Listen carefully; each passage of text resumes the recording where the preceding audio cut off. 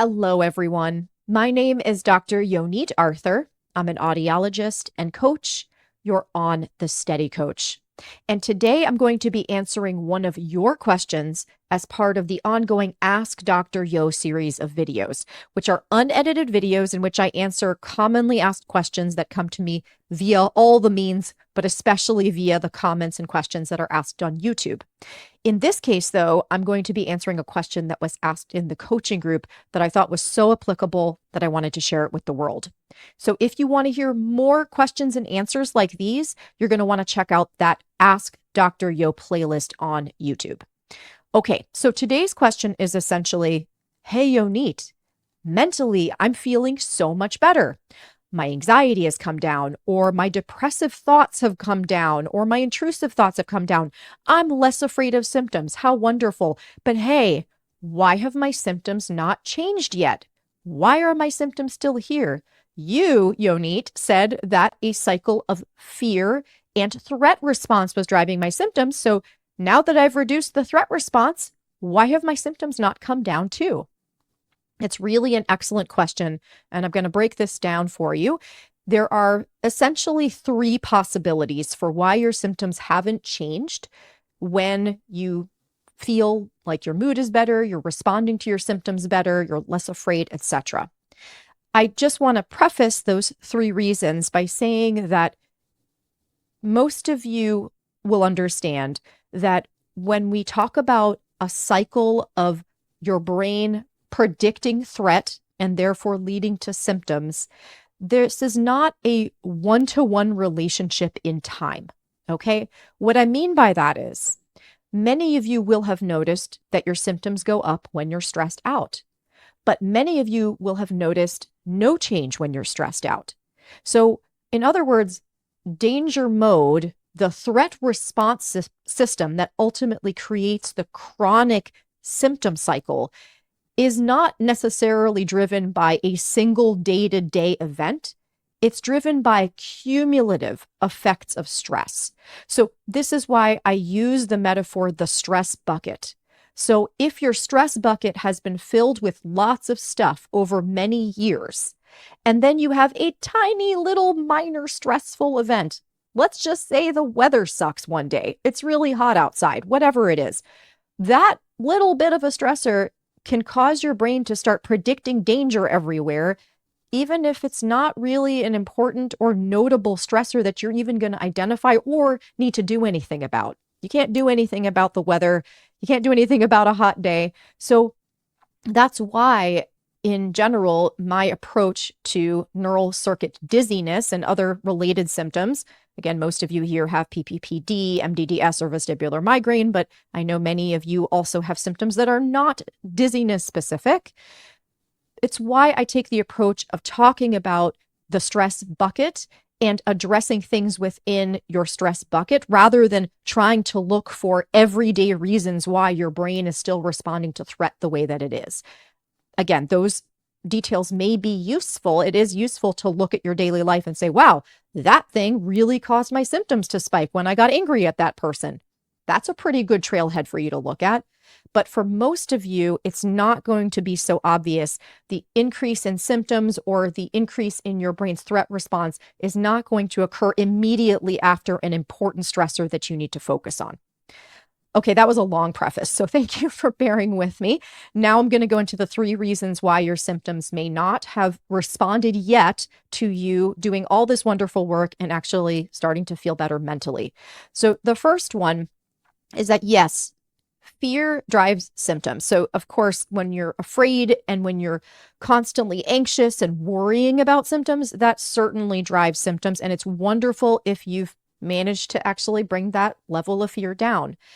However, what we really mean by fear in this context isn't necessarily only that one type of fear, that like really obvious, oh my gosh, fight or flight fear.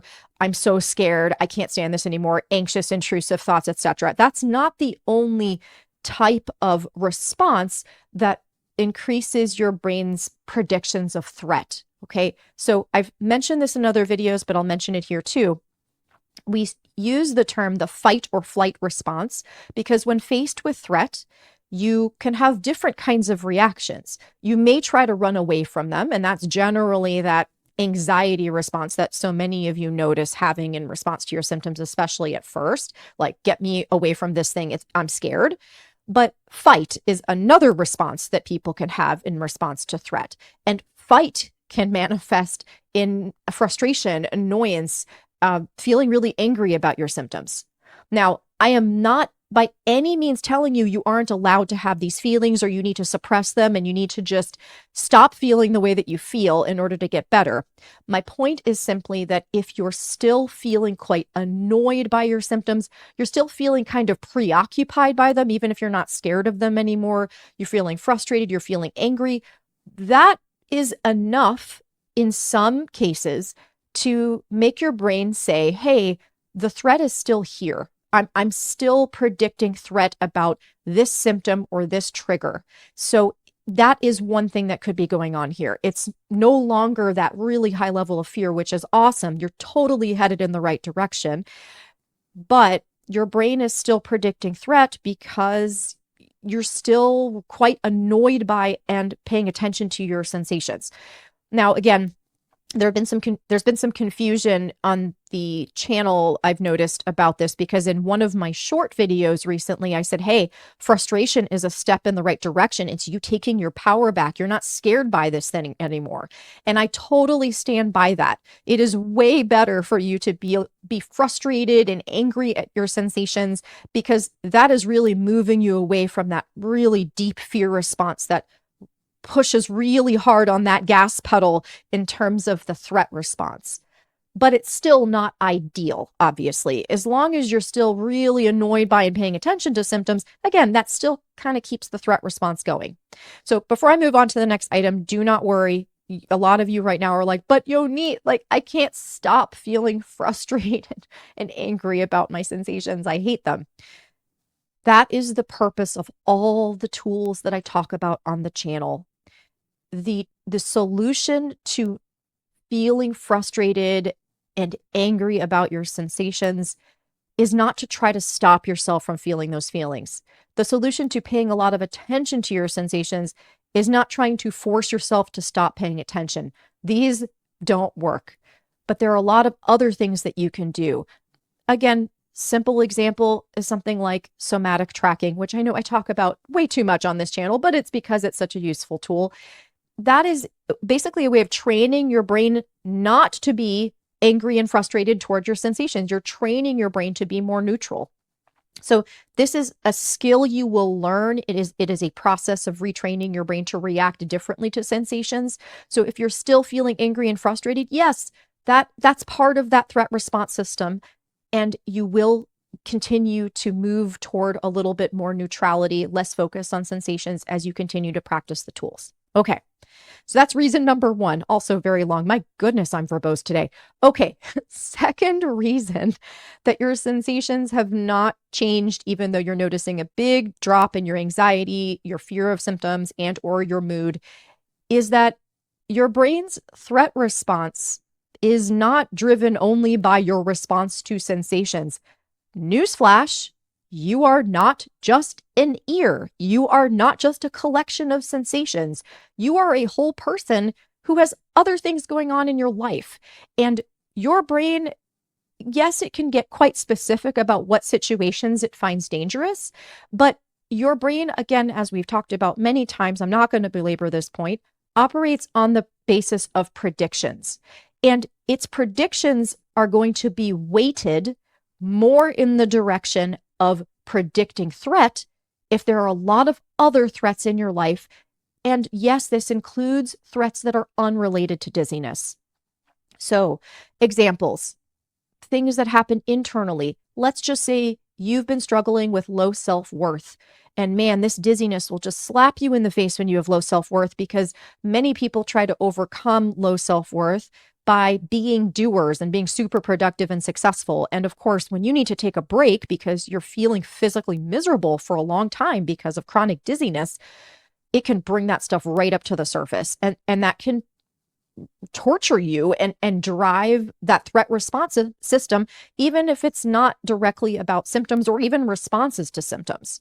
So another example, maybe you just have had a long history of anxiety. Like you just have always been relatively high strung, and your anxiety can latch onto other areas of your life. So let's just say you've been able to successfully kind of separate that anxiety from the sensations, which again is amazing, huge step, wonderful. And I'm so proud of you for being able to do that, because it's really not easy. But often when people just kind of have high levels of threat and anxiety in their bodies, they just find other things to obsess about and to be anxious about and worry about. So this is also something that can drive that threat response system, and it can continue to just, again, it just feeds into that chronic dizziness cycle, even if you're not really doing it about the symptoms themselves. Now, those of you who are hearing this often will take away that I'm trying to say, okay, so basically you can have no stress ever. Okay, that's not what I'm saying. Of course, coming back to that metaphor of the stress bucket, the more stress you have in the bucket, the more likely it is that your brain's going to decide everything is a threat. So that's true. We do need to address stress, but addressing stress does not mean eliminating stress. It does not mean completely changing your entire personality. It means you need to take a look at what the biggest sources of stress are and ask yourself what you can do differently with those sources of stress. I have entire videos about this. I will place one in the video description. The video is called Recovery Stuck. So you may be like, wait, what does this have to do with stress? It's all about what to do with non-negotiable stressors. It's a really good video. So please check that out if you're like, okay, this is definitely me, because I'm really not even frustrated by my symptoms anymore. It's got to be other stress, but what do? I know what that stress is. Check out that video. It'll walk you through it. And the third reason that you might still have symptoms, even though your mood and anxiety and fear of symptoms are so much better, is that, look, while the dizziness itself may have very quickly set off chronic symptoms, what caused you to be vulnerable to chronic symptoms likely built up over a very long period of time. Maybe not for everyone, but for many of you. And I say this in a relatively experienced way. I've worked with so many people. I talk to so many people. I get so many emails. I have a big sample size at this point. Many people that I talk to identify that the stress or the threat response being so revved up took a long time to build up, and built up through multiple events, maybe multiple years, maybe many years before symptoms ever developed, before you had that initial dizziness event, whatever it was. So is it really reasonable, if your brain has spent years putting this threat response sensitivity into place, to expect your brain to then stop predicting danger the first day that your mood changes? Probably not. Now, when I say here that it may just be that you need more time, I'm not implying that you're actually doing the wrong things, because actually those points 1 and 2, you may be addressing those absolutely wonderfully and exactly the right way for you. And in fact, many of you are. I know this. But we have to acknowledge the fact that what got you into this situation in the first place likely was a long period of accumulation of stress that led your brain to predict a lot of threat when this initial dizziness event happened. And it may, for many people, take time to disentangle. It may take time to unravel all of that. And it may just be that your brain needs to see a whole lot of experience of safety, a whole lot of you responding well to the sensations, a whole lot of you coping with stress totally differently, before it's like, okay, I've seen enough. I have enough evidence now. I know you're not in danger anymore. That may just take time. So to sum up this video, I think this video really captures why I take the approach to neural circuit symptoms that I do, and why I often say it's wonderful that you've addressed your fear of symptoms, but that is not adequate for everyone. There are those of you out there who addressed your fear of symptoms and got better, and this is the last video you'll ever watch because you're already fine and that'll be it for the rest of your life. But for many of you, addressing fear of symptoms, first of all, does not address that second thing, that what got me into this position in the first place and what might I need to change about how I'm living my life. But also it doesn't address the length of time that might be needed to untangle how you've responded to stress, again, for many years, months, days, whatever it was before the symptoms started. I hope this was helpful and clears this up for you. I'm, again, so proud of you for making the progress you have. You should definitely be celebrating it if you find yourself in this position where your fear of symptoms has come down, your mood's gotten better. That's awesome. So congratulations to you. Keep going. You're doing the right stuff. Questions and comments, please drop them below. Looking forward to hearing from you guys. As always, please like, share, subscribe to my channel. These things help me reach more people. If you're listening to this as part of a podcast, feel free to head over to YouTube. You can ask questions there, and I will often answer them via videos like this. And also, I would greatly appreciate it if you could follow the podcast and leave us a 5-star rating. Take care, everyone. Talk to you soon.